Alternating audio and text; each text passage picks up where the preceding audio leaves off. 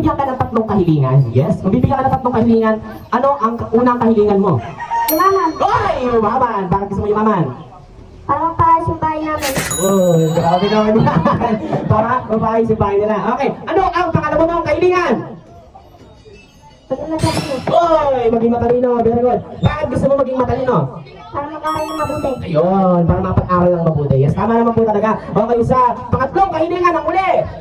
Paging gwapo. Maging gwapo. Okay, ito kuya.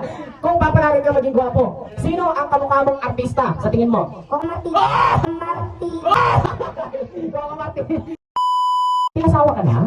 Wala. Bata pa ako. Bata ka. Eto na kuya. May anak ka na? Wala. Wala. Eto na lang kuya. May kabit ka?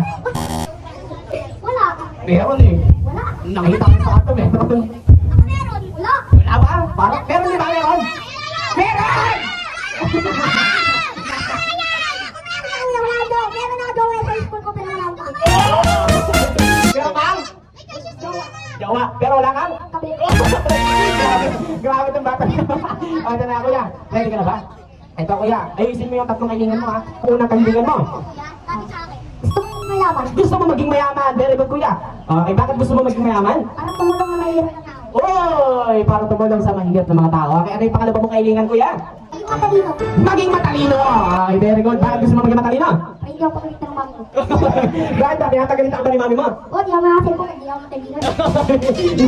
Hindi ka siya maka-cellphone pag hindi siya tayo. Maging matalino. Okay, ano ang tatlong kaibigan mo? Ano ang huli? Gusto natin ka sa ibang bansa. Oh, sa ibang bansa. Gusto niyo pumunta sa ibang bansa? Pangarap natin yan. Ano? Pangarap natin yun. Hindi na tumat. Hindi, okay lang yan.